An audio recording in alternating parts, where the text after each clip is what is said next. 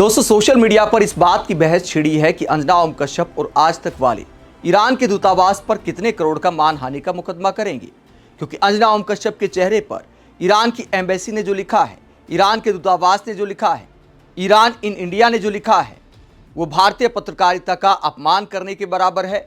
एक जानी मानी एंकर हैं अंजना ओम कश्यप, आज तक का बड़ा चेहरा है, और उनकी फोटो ऐसे खराब कर दी ईरान एम्बेसी ने, फॉल्स न्यूज़ लिख दिया और क्या झूठी खबर चलाने का आरोप लगाया है। यह आप देख सकते हैं, ब्लैक एंड वाइट जो कार्यक्रम है अंजना ओम कश्यप का, उसमें एक खबर चलाएगी कि ईएमआई पर रोटी खा रहे ईरानी, महंगाई 73% बढ़ी, राशन घरेलू सामान ईएमआई पर, पुरानी चीज़ों की मांग में 40 से 60% वृद्धि, ईएमआई पर रोटी खा रहे ईरान के लोग।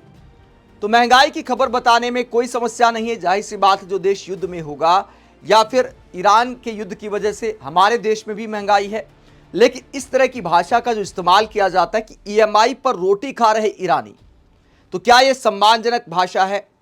और ये भाषा ये भी सवाल उठाती है कि क्या मान सम्मान सिर्फ अंजना ओम कश्यप और आज तक वालों का है?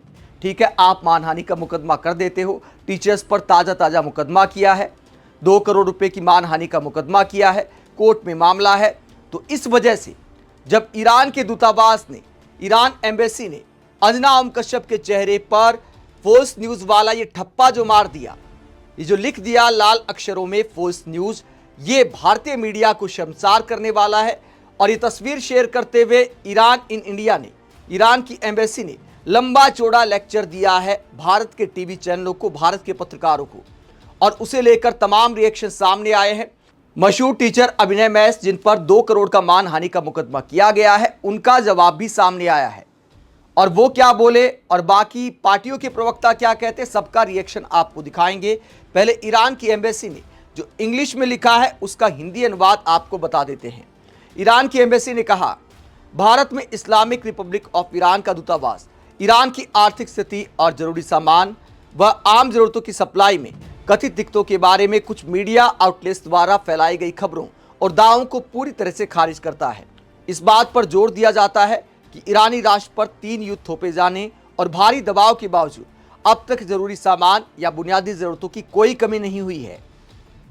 आगे ईरान के दूतावास ने कहा, राष्ट्रपति डॉक्टर मसूद पेजेश्कियान के नेतृत्व में इस्लामिक रिपब्लिक ऑफ ईरान की सरकार के असरदार कदमों और जिम्मेदार प्रबंधन की वजह से देश को जरूरी सामान की खरीद, सप्लाई और वितरण सामान्य, स्थिर और बिना किसी रुकावट के जारी है। इस्लामिक रिपब्लिक ऑफ ईरान का दूतावास सम्मानित भारतीय मीडिया संगठनों से यह भी आग्रह करता है कि वो ईरान से जुड़ी खबरें और रिपोर्ट भरोसेमंद, आधिकारिक और पुष्टि करने योग्य स्रोतों से प्राप्त करें और फैलाएं। यानी सम्मानित कहते हुए एक तरह से धुलाई की है ईरान की एम्बेसी ने। तो ईरान के दूतावास ने उसी अंदाज में सम्मानित लिखा है जिस अंदाज में कभी अखिलेश यादव ने ईमानदार पत्रकार शब्द का इस्तेमाल किया था। आगे क्या कहा गया है इस संबंध में, यह याद रखना चाहिए कि ईरान इंटरनेशनल एक ऐसा मीडिया आउटलेट है जो ईरानी लोगों के विरोधियों और दुश्मनों से जुड़ा है और जिसका ईरान विरोधी राजनीतिक एजेंडे के अनुरूप पक्षपाती बातें फैलाने का लंबा रिकॉर्ड रहा है। इसीलिए इसे ईरान की वास्तविकताओं को सही ढंग से दिखाने के लिए एक भरोसेमंद स्रोत नहीं माना जा सकता है। तो अंजना ओम कश्यप ने अपनी खबर में जो ईएमआई पर रोटी खाने का दावा किया था, उस खबर में ईरान इंटरनेशनल की रिपोर्ट का हवाला दिया था। तो ईरान के दूतावास का कहना है कि ईरान इंटरनेशनल एक एजेंडा फैलाने वाला प्लेटफॉर्म है और उसका गलत तरीके से इस्तेमाल किया जाता है, जानबूझकर ईरान को बदनाम किया जाता है और उसके आधार पर भारत के मीडिया संस्थानों को, आज तक वालों को या दूसरे चैनलों को खबरें नहीं बनानी चाहिए, ये कहा गया ईरान इन इंडिया की तरफ से। और अंजना ओम कश्यप के चेहरे पर जब फॉल्स न्यूज़ लिख दिया तो उसके बाद बवाल कट गया। भारत में तमाम विपक्षी नेताओं के बयान सामने आए हैं, देश के बुद्धिजीवी पत्रकार मीडिया को क्या कुछ सुना रहे हैं, सबके बयान बारी बारी से आपको दिखाते हैं। इस पूरे मामले पर अभिनय मैस, मशहूर टीचर अभिनय मैस, जिन पर 2 करोड़ का मानहानि का मुकदमा किया है अंजना ओम कश्यप ने, वो कहते हैं, जब हमने पेपर लीक, भर्ती घोटालों, शिक्षा व्यवस्था और युवाओं के मुद्दे उठाए थे तब हमें ही कटघरे में खड़ा किया गया, हम पर आरोप लगे, मजाक उड़ाया गया, चरित्र पर सवाल उठाए गए। हालात ये हैं कि देश के बाहर से भी मीडिया की खबरों पर सवाल उठ रहे हैं। हमारी लड़ाई किसी चैनल, पत्रकार या व्यक्ति से नहीं थी, हमारी पूरी लड़ाई हमेशा सच्चाई के लिए थी। देश की छवि को नुकसान पहुंचाने के लिए जिम्मेदार मीडिया भी है, राष्ट्रीय हित का विषय है। तो अभिनय मैस ने पूरे मर्यादा के दायरे में आईना दिखाया है कि आपकी खबरों की वजह से इंटरनेशनल लेवल पर भी हमारे देश की छवि खराब होती है। वह इस पूरे मामले पर अभिसार शर्मा क्या कहते हैं? वरिष्ठ पत्रकार अभिसार शर्मा कहते हैं कि इंटरनेशनल मान्यता भी मिल गई। यूट्यूब वाले एजुकेटर 2 कौड़ी के सही एंकर अंतर्राष्ट्रीय सोना है।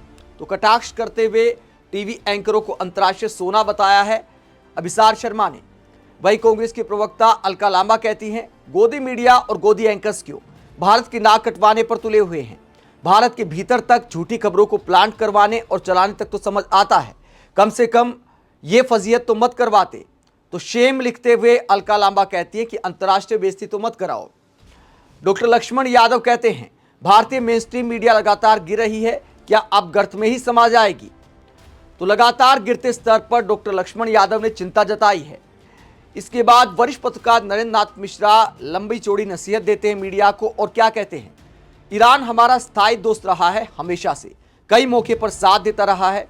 अमेरिका के साथ युद्ध में भारत ईरान का भी बुरा नहीं चाहेगा, कम से कम उसकी बर्बादी या खराब होते हालात का मजाक तो बिल्कुल नहीं उड़ाएगा, ना सार्वजनिक मंच पर ऐसी कोशिश के साथ नहीं दिखेगा।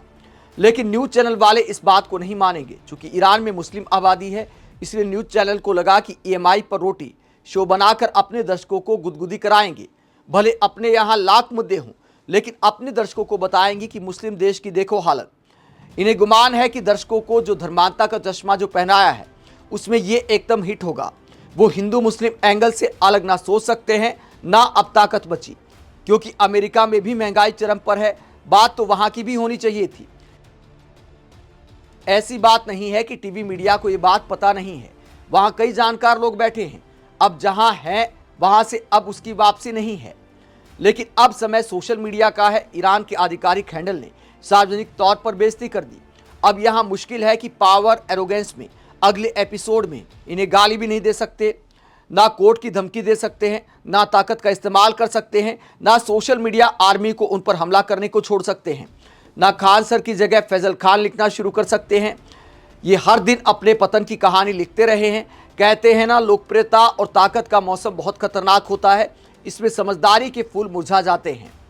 तो वरिष्ठ पत्रकार नरेंद्र नाथ मिश्रा की इस बात का मतलब ये है कि जो हमारे टीवी चैनल के न्यूज रूम हैं वहां पर समझदारी के फूल मुरझा गए हैं, इसीलिए ऐसी खबरें बनाई जाती हैं, ऐसी ट्रोलिंग वाली भाषा का इस्तेमाल किया जाता है।